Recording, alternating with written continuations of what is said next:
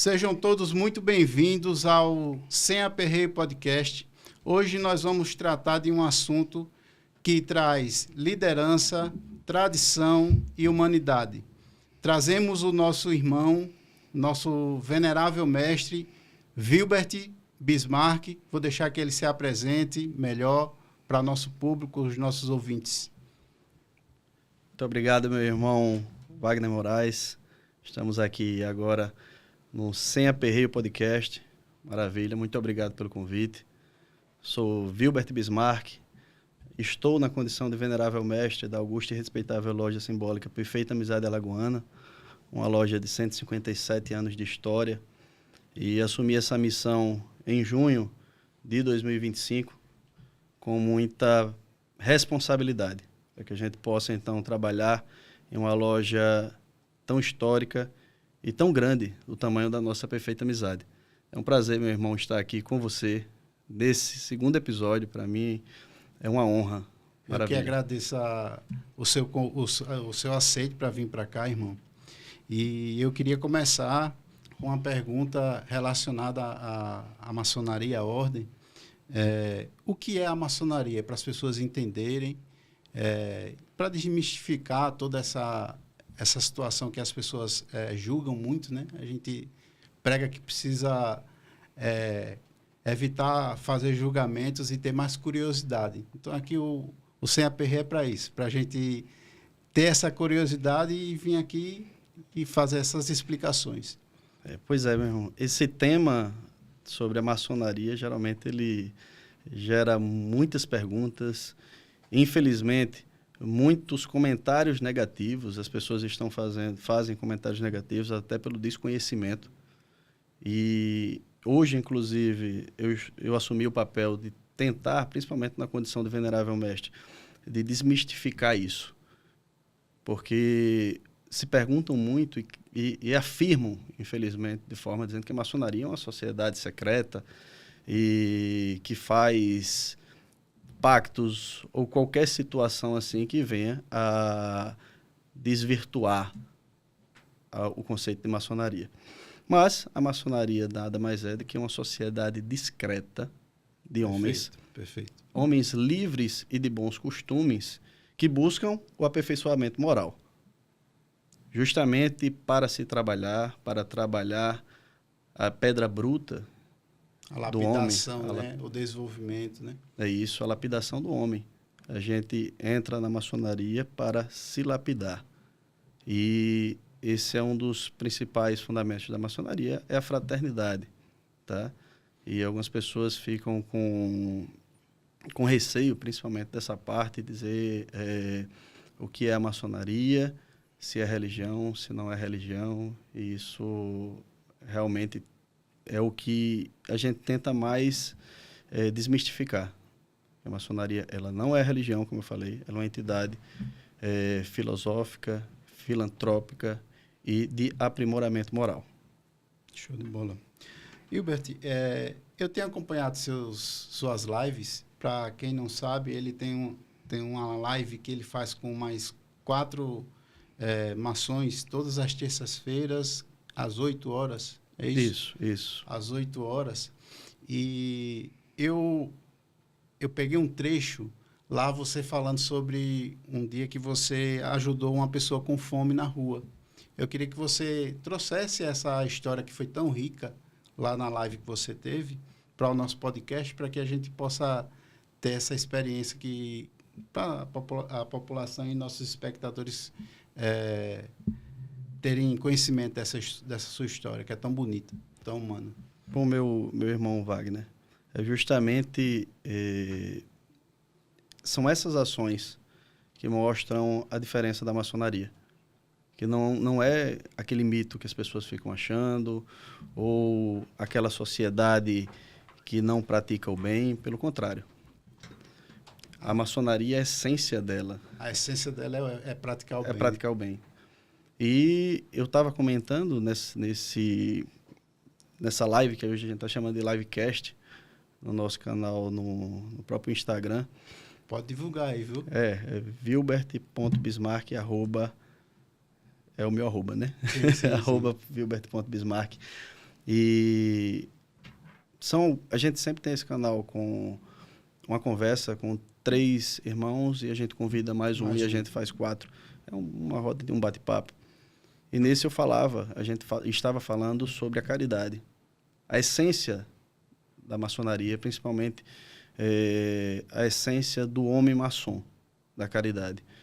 E eu comentava que, em dado momento, eu estava na rua e uma pessoa estava com fome e eu fui na direção dessa pessoa entregar uma comida. E uma senhora que passava na rua, ela quase me batia e começou a gritar: rapaz, não faça isso, não faça. Eu cheguei e me assustei na hora. Por que não? Ela: não, você está alimentando, tem que deixar que o governo faça. Eu disse: minha senhora, eu não posso deixar uma pessoa com fome. A fome é imediata. Ela não vai esperar o governo. E eu, enquanto sociedade, e principalmente na condição de maçom, porque aí eu me cobro ainda mais nesse conceito, eu tenho um dever moral de ajudar. Você falou isso lá na live, que você era algo natural seu, né? Da sua essência humana, né? Do seu eu humano. Isso, eu sempre trabalhei isso. Eu acho que a maçonaria, ela veio inclusive para fortalecer esse conceito moral. É o que eu digo, o conceito de filantropia. Mas não a filantropia só daquelas ações sociais pontuais, mas a filantropia diária. A filantropia de você se doar para sempre poder ajudar. Perfeito. Isso é uma essência. Isso é o que eu digo, é o meu caráter. O meu caráter dentro da maçonaria, cada vez mais, ele é lapidado, moldado. Isso é algo que eu disse e até falei lá, que o meu caráter é um bem inegociável. Pegando esse teu gancho desse desvaneio da mulher que teve com você, sobre essa história, tem uma história que eu gostaria de compartilhar com todos vocês, que as pessoas, elas vivem... muitas pessoas classificam céu e inferno como um local espiritual, né? Mas céu e inferno pode ser também, e é também, um estado emocional.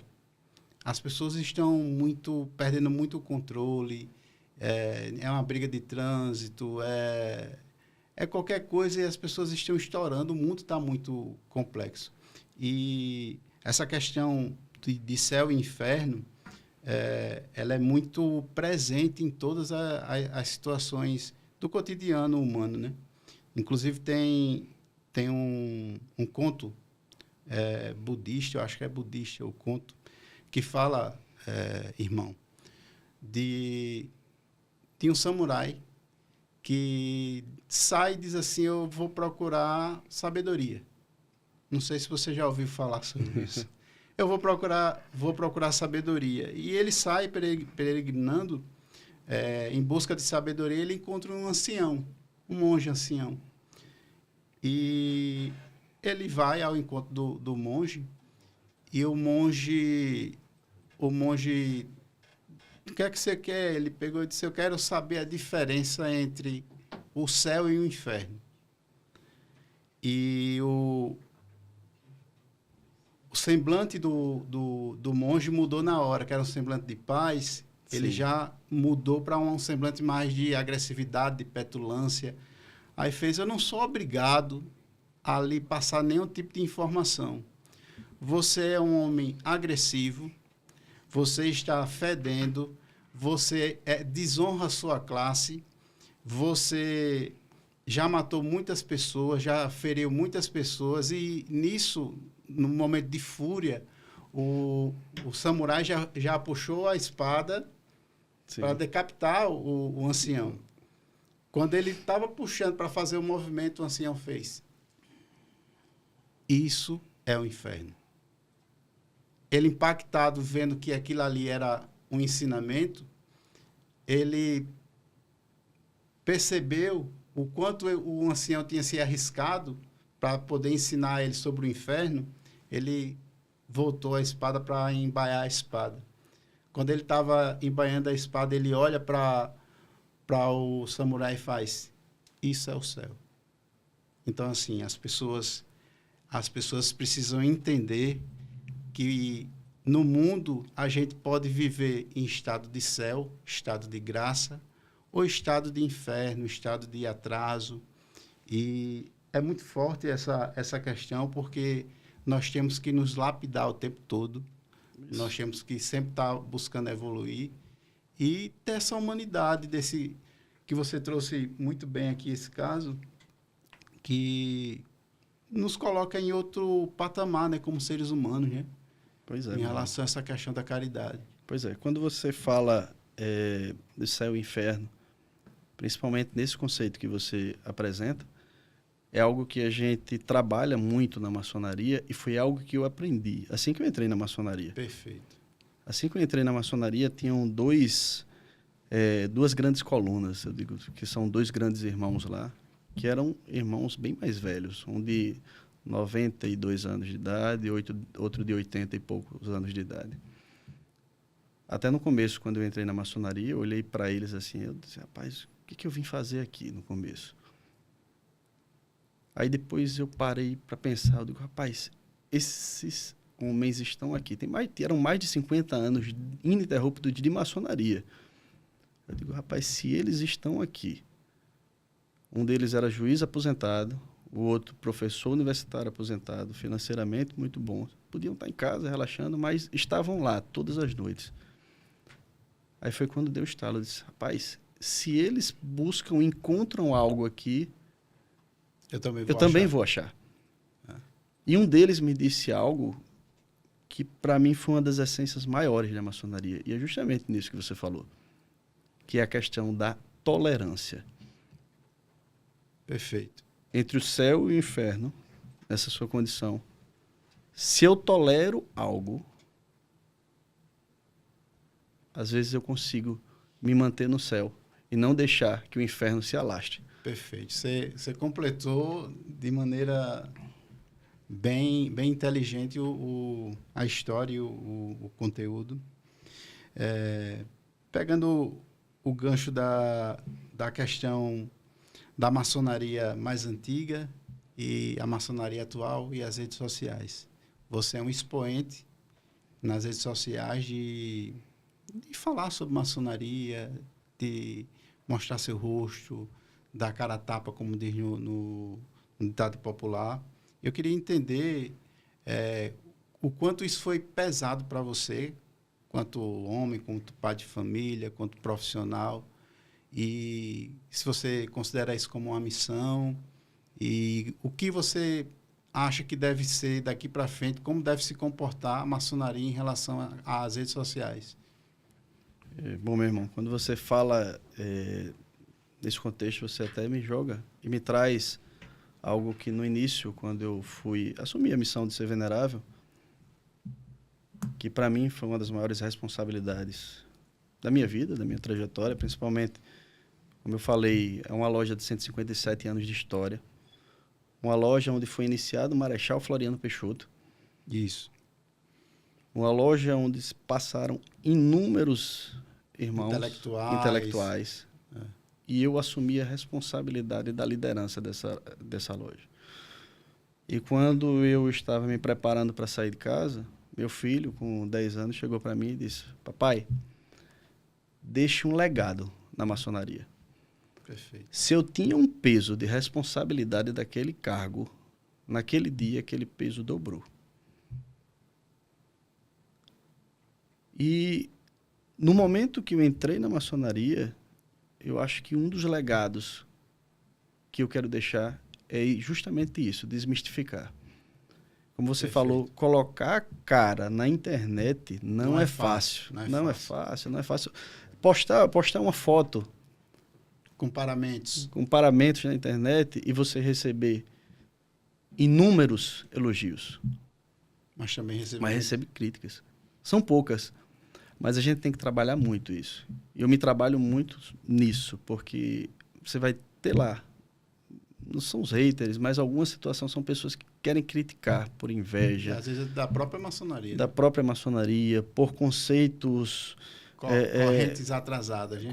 Isso, realmente, são correntes atrasadas, porque não há nada. Tudo que eu posto tudo que eu divulgo na internet não há nada de proibido da maçonaria. É tentar mostrar, abrir as portas da maçonaria sem perder o histórico da maçonaria, sem perder a tradição dela. Mantendo a tradição, mas mostrando para as pessoas. Tem um dos vídeos nossos lá que já bateu mais de 1 milhão de visualizações, e nesse vídeo tem lá um dos comentários que uma pessoa fez, e tem várias pessoas comentando do mesmo jeito. A pessoa disse: eu tenho 40 anos, é o primeiro vídeo que eu vejo de maçonaria. Aí outra: tenho 50, tenho 35. Ou seja, a gente não divulgava, e as pessoas não conheciam. E o que não é divulgado não é conhecido. Infelizmente, a gente abre leque para que as pessoas comecem a falar mal. E essa o meu papel, e eu acho que o meu principal objetivo e a minha principal luta hoje, mostrando a cara e botando a cara para bater realmente, é isso, é mostrar a maçonaria como ela é, sem quebrar a tradição. Perfeito. Herbert, você falou da loja Perfeita Amizade, ela tem 157 anos, vai fazer 158. Isso. Em abril, né? E por lá passaram Marechal Floriano Peixoto e outros nomes da cultura alagoana, da história alagoana, da política alagoana, dos tribunais, enfim. E, como você falou aí, a responsabilidade pela tua idade, por todo o simbolismo que carrega a loja, que eu não sei se, possivelmente sim, você deve ser um dos veneráveis mestres mais novos do Brasil, acredito. E eu queria saber como você se sente em relação a isso, não sendo redundante, mas no sentido mais ampliado, no sentido de pai, de marido, de profissional. Como é que você vê essa situação de liderar um órgão que tem uma pressão social muito grande, né? Sim, sim. Por conta do desconhecimento. Isso. Você falou principalmente do conceito de pai, família. Recai sobre mim essa condição de ser, dentro e fora de casa, um líder. Mas um líder no conceito de poder liderar e fazer a diferença em algo. E uma das principais tarefas, uma das principais dificuldades, e eu posso dizer assim, um dos principais aprendizados que eu tenho na maçonaria hoje, é que liderar não é mandar. Liderar é servir. Liderar é servir, meu irmão. Porque a maçonaria, como você bem colocou, é uma escola de líderes lá, onde passaram várias pessoas. Eu jamais posso impor a minha decisão para inúmeros líderes que estão ali, que fazem, inclusive, parte da maçonaria hoje, na nossa loja. Esse papel de tentar entender, passar a entender que liderar é servir, isso, para mim, me fortalece dentro de casa, como pai, como esposo. E eu carrego isso para a maçonaria. As pessoas não entendem o quão a maçonaria muda o homem em relação à questão familiar, né? Isso. Né, irmão? Com certeza, com certeza. Ela lhe molda, né? Irmão, eu queria te perguntar, não sei se é possível você responder, mas pelo meu pouco tempo de estudo na maçonaria, existem graus simbólicos, não Sim. sei, se me corrija se eu estiver errado, e existem graus filosóficos. Eu queria que você explicasse um pouco, porque você é mestre, é isso? E você explicasse do início até, pelo menos até mestre, né? Porque são 33 graus. Quando você pergunta assim, se eu puder responder, eu me lembro que quando eu fui fazer uma das lives, eu perguntei o Sereníssimo Grão-Mestre do Rio de Janeiro, eu disse, tem alguma pergunta que eu não possa lhe fazer? Ele disse, pode fazer todas. Se eu não souber, eu vou dizer que eu não sei. Não se preocupe. E pode fazer, se eu não souber, eu digo que não sei também. Mas a maçonaria, realmente, ela é dividida em graus, certo? Que são os graus simbólicos e os graus filosóficos, certo? Nos graus simbólicos, que são aqueles vivenciados dentro da loja, a gente tem aprendiz, companheiro e mestre. Perfeito. Certo? A partir do grau de mestre, o maçom ele alcança a plenitude maçônica no grau simbólico. E aí ele pode ocupar os cargos em loja. Caso ele queira aprofundar mais o seu conhecimento, ele sai de lá e vai para o corpo de graus filosóficos. Ele permanece na loja, mas, logicamente, ele vai fazer estudos mais avançados, que são dos graus filosóficos. Para subir de nível, mas com estudo. Com estudo, isso. Mas esse nível é mais de aprendizado. De aprendizado para ele. Aí ele vai do grau 4 ao grau 33, que é quando se encontra e se alcança a plenitude maçônica nos graus filosóficos. Ele alcança primeiro no grau simbólico e depois ele vai para o grau filosófico. Dentro do grau simbólico, a gente tem uma condição que não é um grau, que é justamente essa medalha que eu utilizo, que é a do mestre instalado. Que é o maçom que assumiu o trono de Salomão, que é a liderança da loja, e passou então a ser o venerável da loja. A partir daquele momento, ele é instalado e tem essa condição de mestre instalado, que não é um grau. Alguns até falam como se fosse mais um grau, mas não é um grau na maçonaria, certo? Porque a gente só tem esses 3 graus no simbolismo, que é aprendiz, companheiro e mestre. Perfeito. Irmão, um assunto que eu acho que todo mundo quer ouvir, todo mundo quer entender, por conta de todo o misticismo que existe. Eu tenho comigo que se a minha religião, ela, para se sobrepor, ela precisa denegrir, rebaixar ou desvincular qualquer tipo de outra religião, eu acho que não está no caminho correto. Eu acho que nós temos que seguir um caminho mais pela espiritualidade. Isso. Eu gostaria que você explicasse como na maçonaria isso é tratado. Até para os nossos espectadores entenderem um pouco e desmistificar, né? Dessa questão de achar que é religião e tal. Na maçonaria, muitos pensam e ainda acham que maçonaria é uma religião.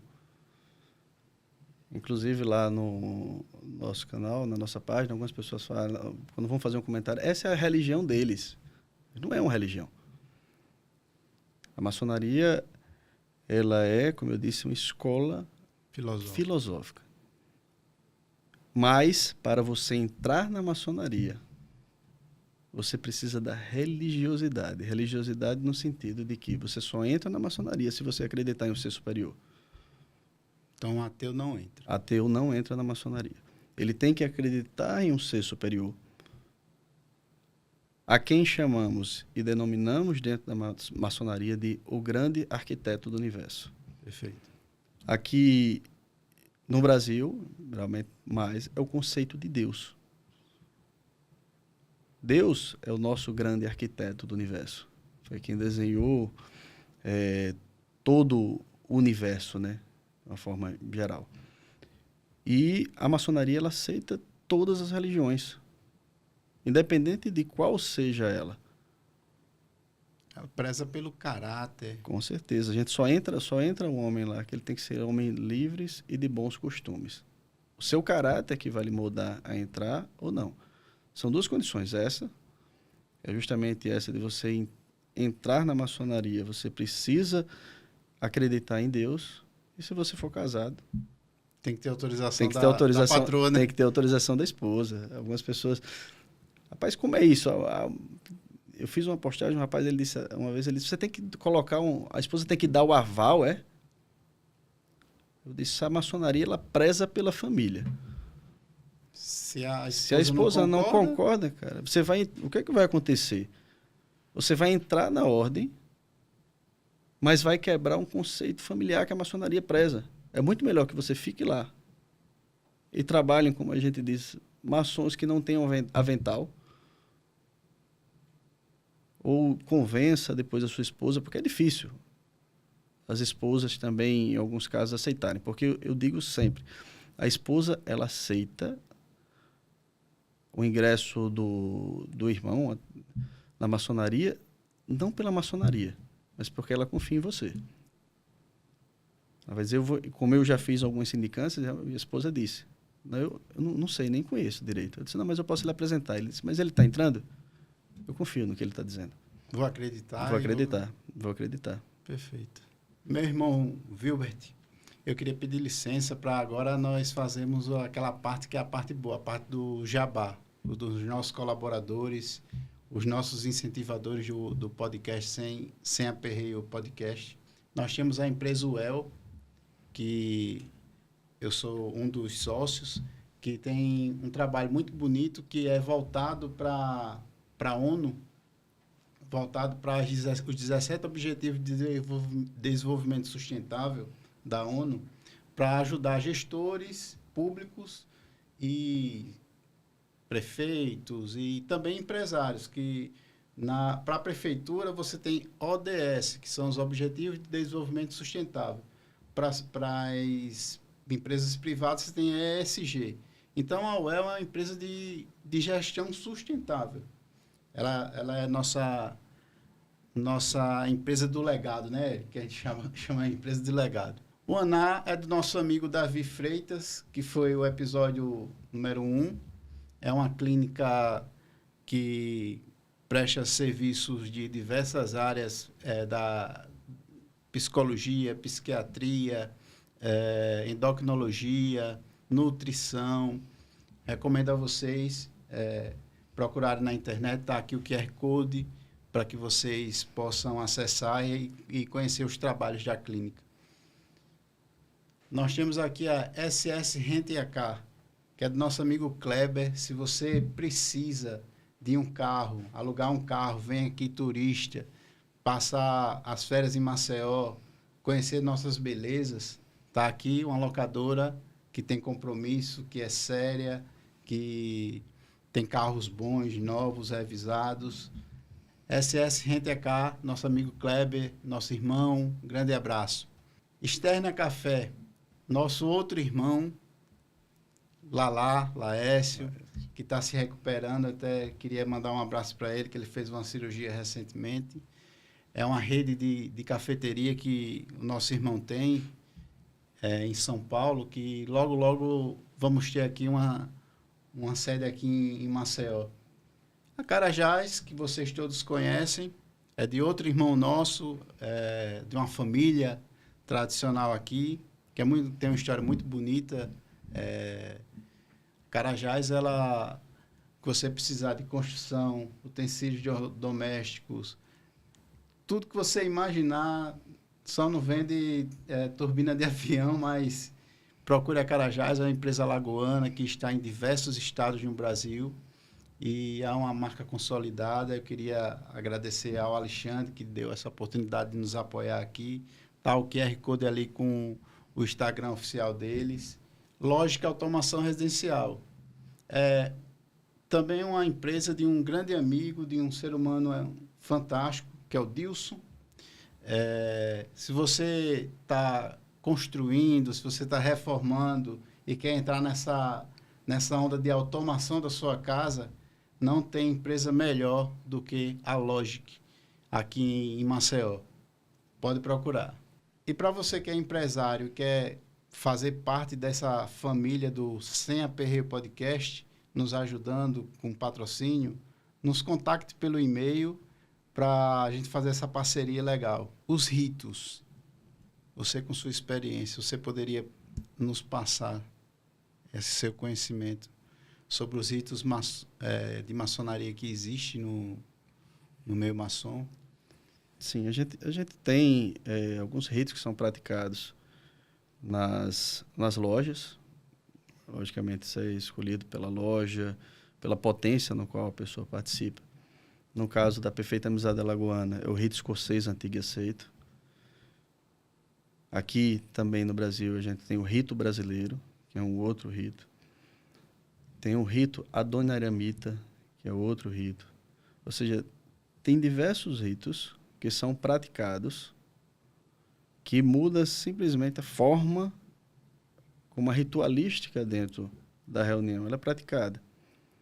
E também muda a questão da própria vestimenta. Você vai ver lá os paramentos, as cores são diferentes, mas na essência da maçonaria nada muda.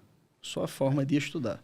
Ô, irmão, as pessoas quando escutam a palavra rito, aí já tem uma visão de algo ritual, satânico, enfim. Mas a ritualidade ela acontece na vida de todo mundo desde a hora que você acorda. Uhum. Você tem um rito de acordar, escovar os dentes, de tomar café, tomar um banho, trocar e trabalhar. E as pessoas não conseguem identificar que os ritos são organizações dentro de uma ordem, né? Isso, a igreja ela tem um ritual eclesiástico. Se você for olhar o padre, ele seguia por um livro. Sim. Aquele livro ali, aquele livrinho, é o ritual de como ele vai conduzir. Para que não fique algo disperso. E para que tenha uma essência em tudo. Da maçonaria da mesma forma. A gente tem um rito que ele é mantido desde sua essência. Para manter justamente a questão da tradição. Eu gosto de falar nesse conceito, às vezes, da igreja, principalmente da igreja católica, para que as pessoas entendam que o que se pratica lá, nesse conceito de ritual... Não é tão diferente. Não é tão diferente do que as pessoas acham. Para dar aquele estalo. Não, a igreja usa um ritual. Por que a maçonaria, se ela usa, ela vai ser demonizada por conta disso?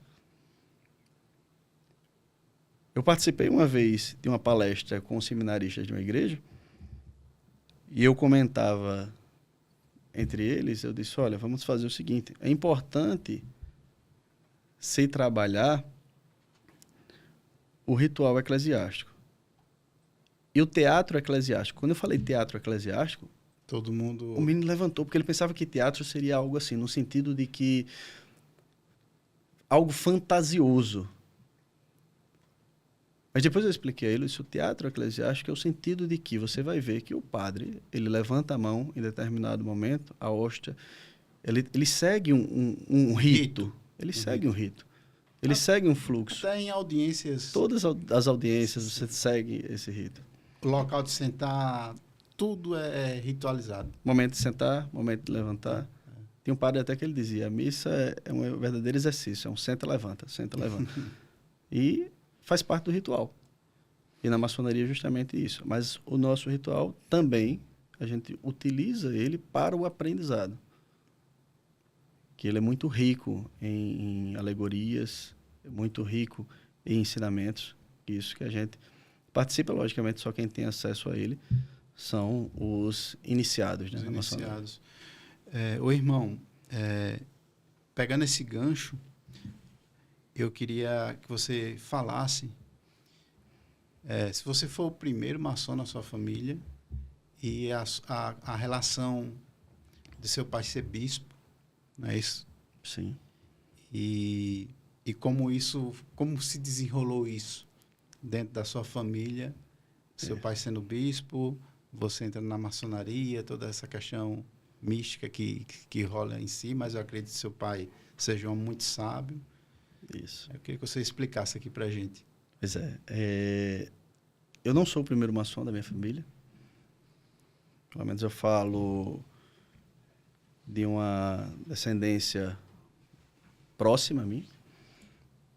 E meu avô era maçom.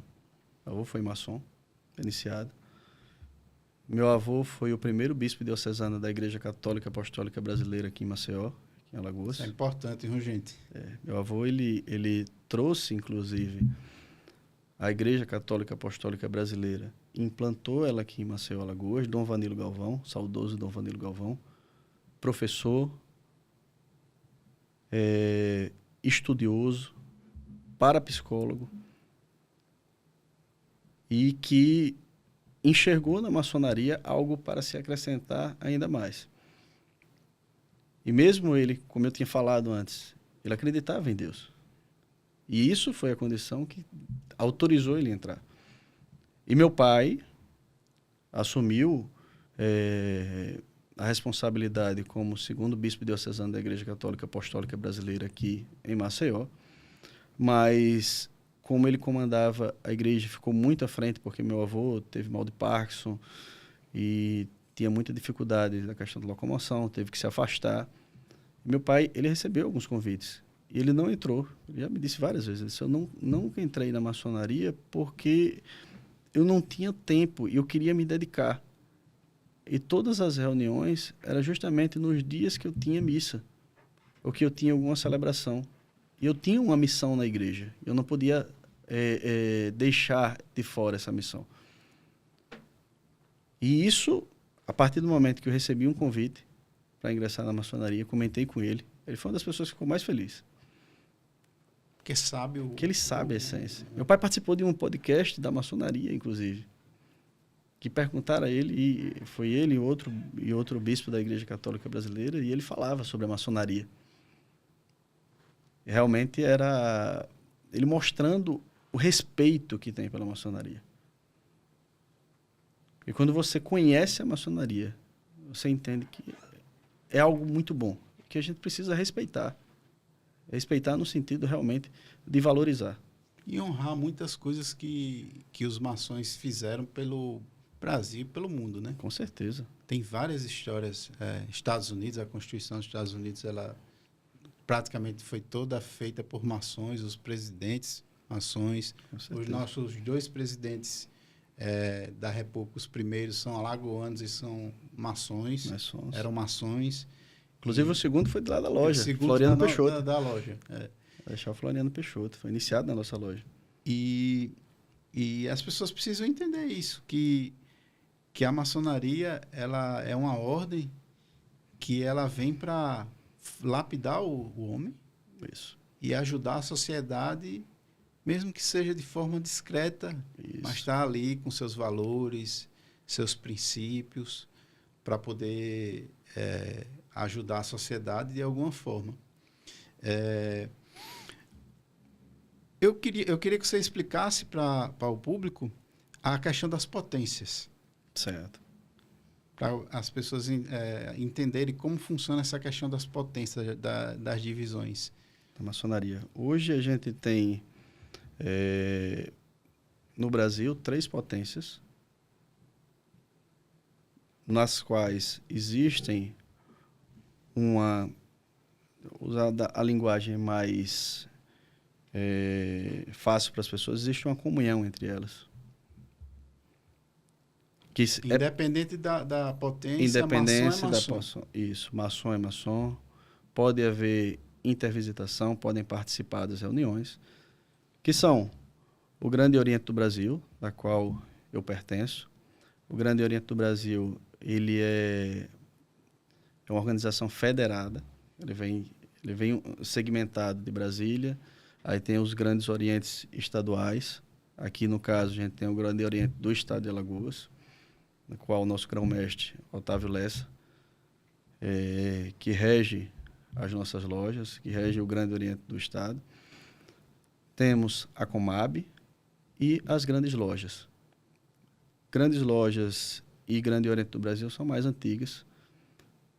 Somente aqui no estado de Alagoas a gente são 2 potências fortes aqui. Inclusive, os 2 grão-mestres aqui são muito bem alinhados, tentam engrandecer a maçonaria de forma a desmistificar, a fortalecer, a mostrar para a sociedade e fazer várias ações para a sociedade. Como você tinha falado aí, a maçonaria ela já agiu em inúmeras ações.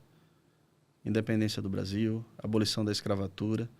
Na nossa loja tem atas nas quais consta lá registrado, no momento, logicamente, de abolição da escravatura, que os maçons eles tinham um dever moral lá, de comprar um escravo para alforriá-los. Porque a maçonaria não divulga isso? Isso está lá registrado. Mas o principal objetivo não era divulgar, era fazer. Ela fazia e fez muitas ações. E, como disse, são essas 3 grandes potências aí que a gente tem. Ô, irmão, tem uma mística muito grande, e as pessoas também, eu acredito que seja uma curiosidade das pessoas, em relação a... As pessoas dizem, quando alguém entra na maçonaria, fica rico. Eu queria que você explicasse que, na minha opinião, acho que a riqueza é uma riqueza intelectual, filosófica, mas você, com a sua experiência, eu queria que você passasse isso para os nossos ouvintes. O nosso irmão, justamente de Arapiraca, ele definiu muito bem isso, até em uma entrevista. Dizia que a riqueza é um estado de espírito. A mentalidade. É uma mentalidade. Quando eu fui em uma conversa, teve uma pessoa que me perguntou assim, por que todo maçom é rico? Aí eu disse, me responda por quê? Porque eu não sei. Porque não é. Você está afirmando isso. Você está afirmando que todo maçom é rico, você já me tirou de uma classe como se eu não fosse maçom, porque eu não sou rico. Em dinheiro. Mas eu sou rico em amizade, eu sou rico em fraternidade. Porque eu sei que qualquer lugar do mundo, onde eu for, vai ter uma mão amiga para me abraçar. Perfeito. E eu queria que você explicasse melhor isso, para as pessoas entenderem que os maçons, eles se reconhecem. As mulheres são conhecidas como cunhadas, os filhos como sobrinhos isso. E os maçons como irmãos. Isso. É isso que eu queria que você explicasse. E eu lembro que em uma das nossas conversas você falou que acima de qualquer grau o ser irmão fica acima de qualquer coisa. Que você explicasse. Maçonaria, como a gente fala que a gente entende logicamente que é uma fraternidade. Os seus membros se reconhecem como irmãos. Eu sou seu irmão. Se você tem um filho, seu filho é meu sobrinho. Se você tem uma esposa, sua esposa é minha cunhada. Justamente porque maçonaria é família. É uma grande família. Meu filho até fala, papai, eu tenho vários tios. Eu vejo que ele é bem ativo, né? Ele gosta muito de entender, ele pergunta, questiona. Ele diz, eu tenho vários tios. Isso é vários primos. E essa essência da maçonaria, justamente nesse conceito da fraternidade em si, é o que fortalece a essência da maçonaria. E os maçons, eles se reconhecem, como você falou aí, por sinais, toques e palavras. E como saber isso só se você for maçom? Em qualquer lugar que qualquer você lugar esteja, do mundo. Qualquer língua, qualquer país, qualquer lugar. Qualquer lugar você vai ser reconhecido como irmão. Como irmão. Isso, você passar por qualquer tipo de perrengue, de aperreio. Isso, você vai reconhecer, vai entender. Um abraço amigo. E isso, meu irmão, é tão particular da maçonaria. Porque eu já passei por situações não de perrengues, assim, mas situações assim que eu nunca conhecia uma pessoa. Tipo, eu tava fazendo uma pós-graduação aqui e tinha um professor lá. E ele estava com um símbolozinho maçônico. Mas aquilo ali não significa que ele é maçom. Pode ser uma pessoa que esteja utilizando o símbolo. Sim. O que vai fazer realmente eu reconhecê-lo como maçom nesses sinais, toques e palavras, que ele saiba responder, que saiba se comunicar comigo com relação a isso. E nesse momento eu fui lá, falei com ele. A gente se identificou como... E naquele mesmo momento, de forma realmente muito forte, aquela pessoa que você nunca conhecia passa a se tornar uma pessoa muito próxima. É quase que instantâneo. É instantâneo isso. Até brinca, isso é meio que mágico. É uma situação muito forte. E a gente conversou, inclusive naquele dia, terminou a aula, era até num hotel aqui, ele disse, irmão, vamos conversar mais aqui. A gente conversou bastante. Ao ponto dele, ele mora em Balneário Camboriú, e ele disse, se você for lá, em Balneário Camboriú, se eu souber que você foi lá, e não me avisou, não ficou na minha casa, eu vou ficar com raiva de você. Ah, mas ele tem a obrigação de lhe receber? Não, ele não tem. Mas isso faz parte. Já é da essência do maçom. A gente quer justamente aumentar esses laços de fraternidade, como a gente diz, é fazer novos progressos na maçonaria. Ô irmão, a maçonaria ela é uma ordem. Sim. Iniciática, filosófica, e existe não sei se é ordem paramaçônica. Isso. Eu gostaria que você explicasse a diferença de uma para outra. E aqui em Alagoas nós temos a fraternidade, que Isso. são compostos pelas esposas. E você explicasse e demonstrasse o trabalho, assim, de uma forma mais resumida, do que é feito pelas essas entidades paramaçônicas. Aqui a gente tem, de entidades paramaçônicas, a fraternidade feminina, que é composta por esposas de maçons, filhas de maçons já com a idade, na maioridade. Também algumas amigas dessas esposas, desde que passem, convidadas, que passem por um processo de sindicância que tem entre elas. A gente tem aqui os APJistas, que são jovens mistos, meninos e meninas, que também se reúnem. Para quê? Para trabalhar justamente essa questão da filantropia. Perfeito. A gente tem as fraternas, APJistas, a gente tem os demolês, que também, nesse caso, os demolês são só meninos. Até 21 ou até 18? Acho que são 21, porque no GOB a gente ainda está implantando aqui no estado.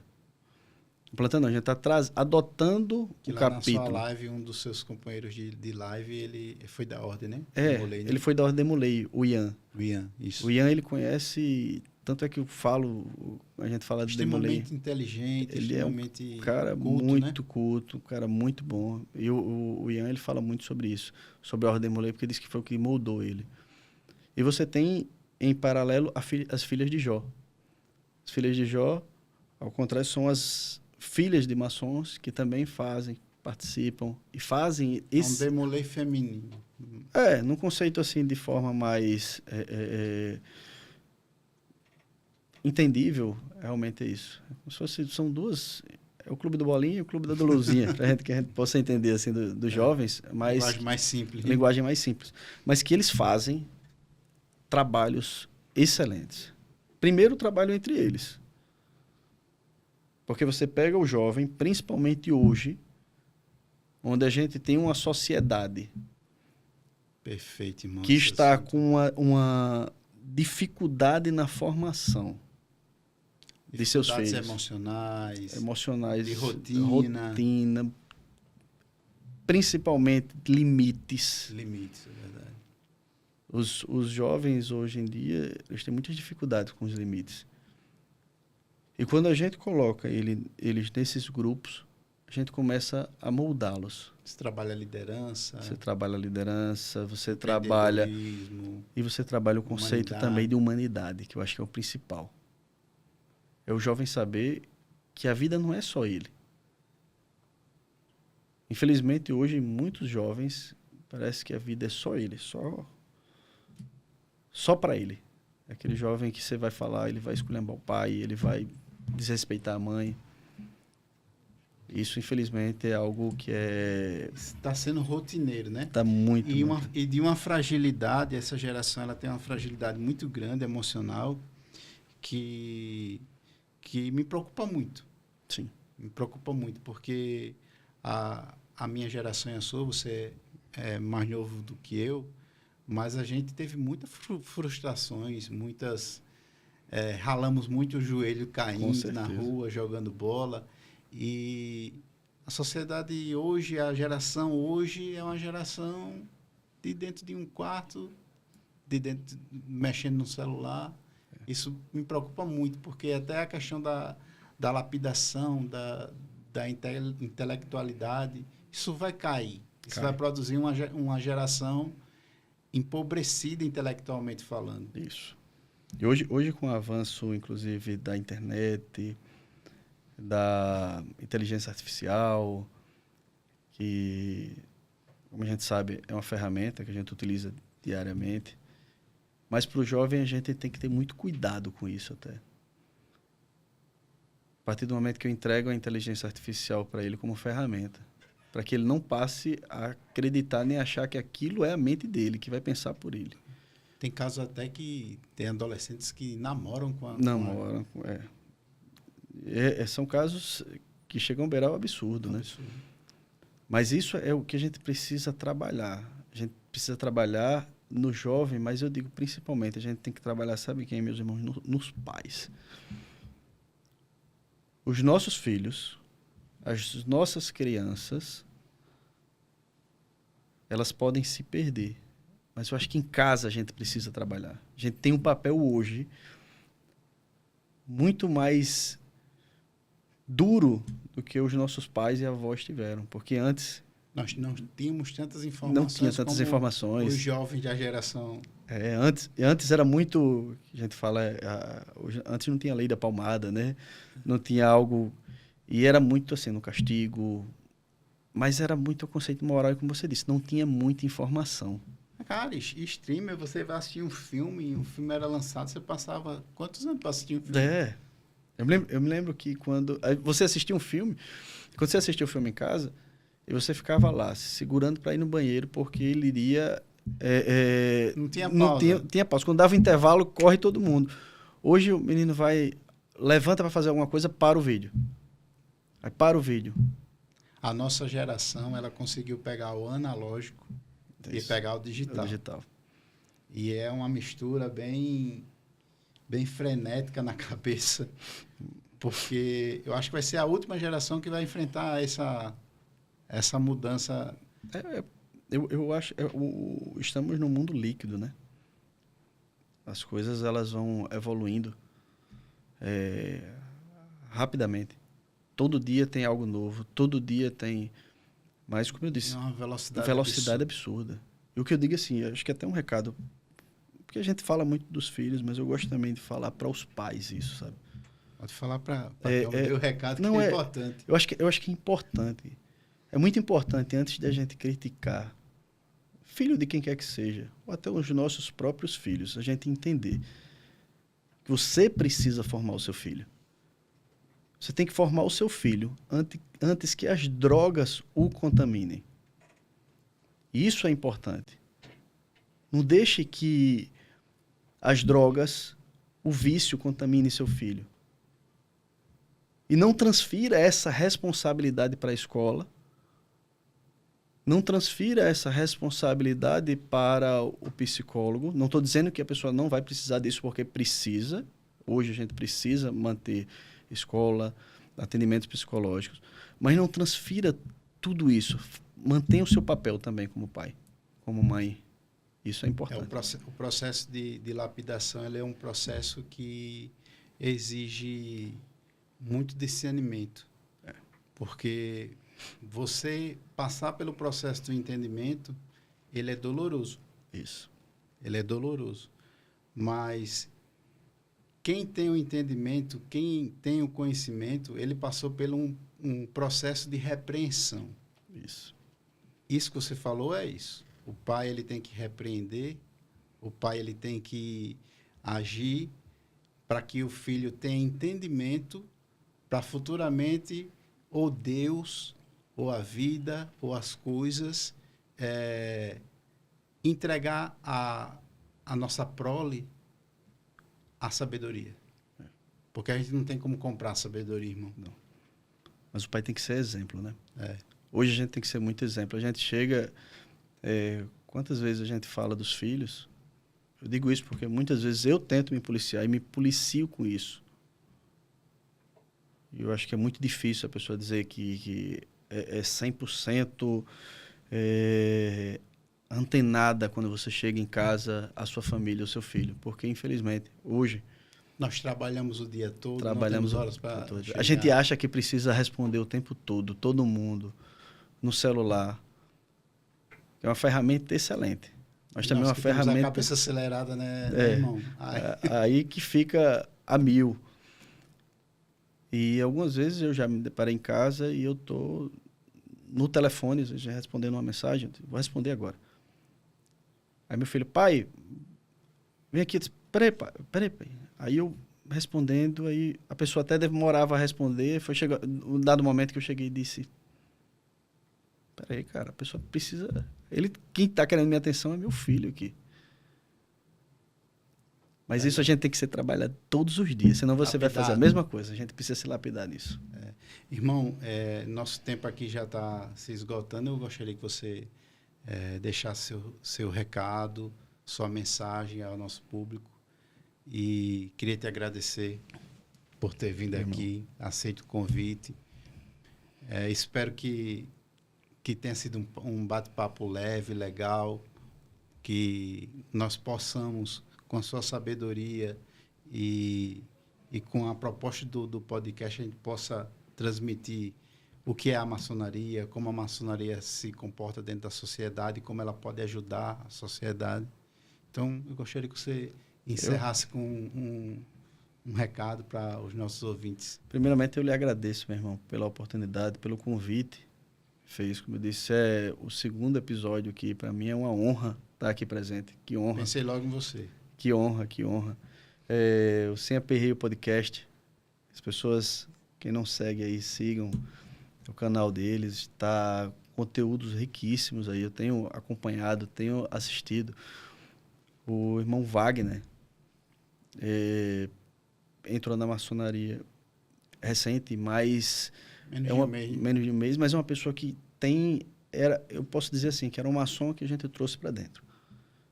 Que conhece, que sabe, que ajuda. Eu acho que isso é muito importante. E isso eu acho que mostrou, inclusive, uma grande afinidade que a gente tem.